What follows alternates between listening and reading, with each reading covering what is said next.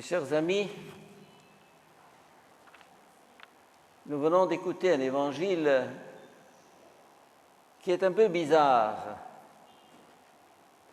Pourquoi? Parce que un malade, un paralytique, se présente à Jésus et lui demande d'être guéri. Et Jésus, au lieu de le guérir, lui répond « Tes péchés te sont remis ». Mais ce n'est pas ça que je veux. Je veux être guéri de ma paralysie. Et après cela, Jésus le guérit physiquement et le bonhomme s'en va tout heureux. Qu'est-ce que cela signifie? Vous avez tous entendu parler des maladies psychosomatiques. Ça veut dire des maladies qui n'ont pas leur origine dans le corps, mais dans la psyché, dans l'âme, dans la psychologie. Alors autrefois, on soignait uniquement avec des médicaments, mais maintenant, on va chez le psychiatre, chez le psychologue. Et alors, on s'aperçoit que la racine de la maladie n'est pas physique, mais psychique. Par exemple, vous manquez d'appétit. Alors vous prenez un digestif ou un apéritif ou ce que vous voudrez. Et vous croyez qu'avec ça, l'appétit va revenir. Il ne revient pas. Eh bien, pourquoi vous n'avez pas d'appétit? Parce que vous détestez votre voisine. Ou plutôt, c'est elle qui vous déteste. Ou les deux. Alors, vous n'avez pas d'appétit.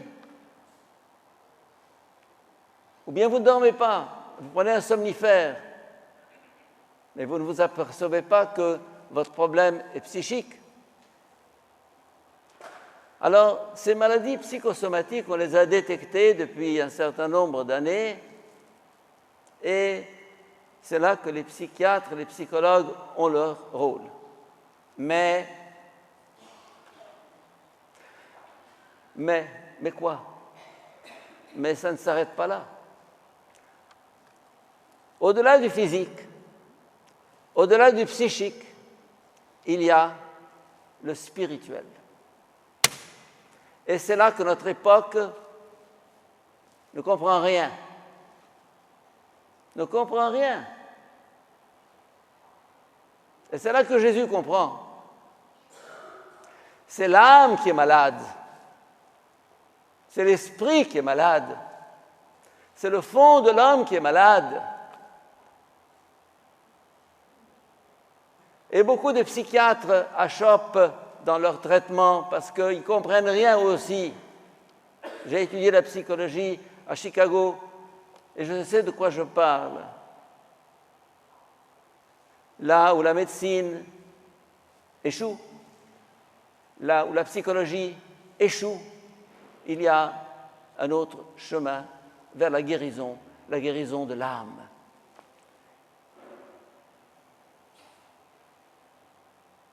Et pour passer au Québec, le Québec a les meilleurs médecins, ou presque, et les meilleurs psychologues, ou presque. Mais le Québec est malade. Malade dans son âme.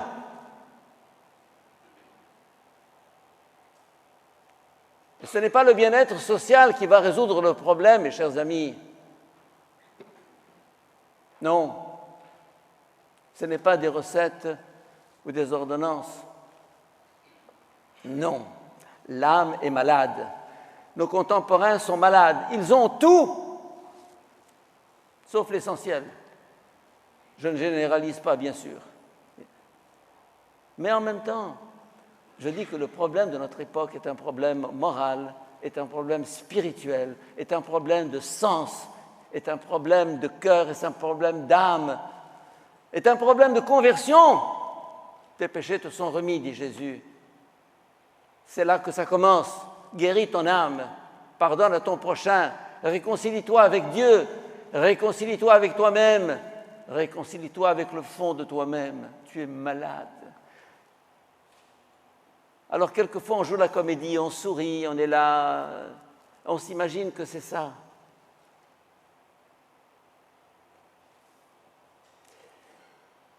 Le monde est malade. Pas le Québec seulement, le monde est malade.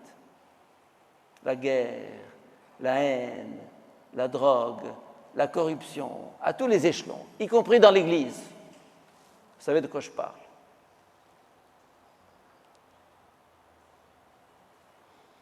Ce n'est pas les milliards qui vont résoudre le problème, mes chers amis. Ce n'est pas les traités de paix ou de guerre. Ce n'est pas toutes les manigances politiques qui vont résoudre le problème. Non. Le monde doit se convertir. L'homme doit se convertir. L'homme doit se retourner. Convertere, en latin, ça signifie retourner. On se retourne comme on retourne un gant, comme on retourne un vêtement. La mission essentielle d'aujourd'hui est de changer le cœur de l'homme. Si on n'a pas fait ça, on n'a rien fait, rien.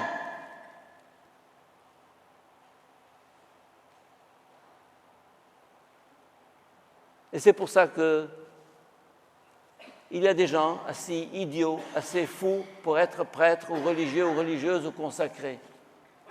Il s'est fait prêtre, elle s'est faite religieuse.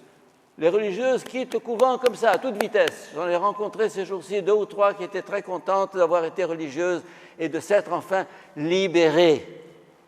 Ah oui, oui, elles se sont libérées peut-être d'une certaine forme de vie religieuse ou d'une certaine foi. Oui, je reconnais que quelquefois l'Église a été trop oppressive ou oppressante, d'accord. Mais il faut retrouver la foi au sens profond du terme. Il faut retrouver un autre Dieu que le Dieu espion, vengeur. Il faut retrouver le chemin du Dieu d'amour, du Dieu de l'Évangile, du Dieu de Jésus. Il faut retrouver Jésus, qui est l'homme de la compassion. L'homme de la compassion. Il a pitié de ce paralytique, mais il sait que s'il lui guérit le corps sans lui guérir l'âme, ça ne servira à rien. Alors il commence par l'âme. Mes chers amis, en 2 mots, cet évangile nous appelle à une conversion. Changeons notre cœur d'abord. Si vous voulez aller chez les psychiatres, allez, vous dépenserez beaucoup d'argent, mais non, c'est aux frais du bien-être social, c'est très bien. Hein? Ou bien des médicaments. Je ne crois pas à tout ça. Si, il en faut quelquefois. Mais c'est là que tout commence, c'est dedans que tout commence, c'est au fond que tout commence, c'est ici et là, et chez moi et en moi que tout commence, mes chers amis. Le monde doit changer. Ma devise, change the world, I want to change the world, yes. Changer le monde. Et c'est pour ça que mon message est un message évangélique, spirituel. Eh bien, aujourd'hui, ce n'est pas nous qui allons changer le monde, ce n'est pas nous qui allons changer notre cœur si lui ne le change pas. Eh bien, que le dernier mot soit à ce cri qu'a poussé ce bonhomme. Et Jésus, il lui dit, qu'est-ce que tu veux? Il dit, être guéri. Eh bien, Seigneur, guéris-nous. Guéris-nous. Avant le corps, avant la psyché, guéris notre âme, guéris notre cœur, convertis-nous. Amen.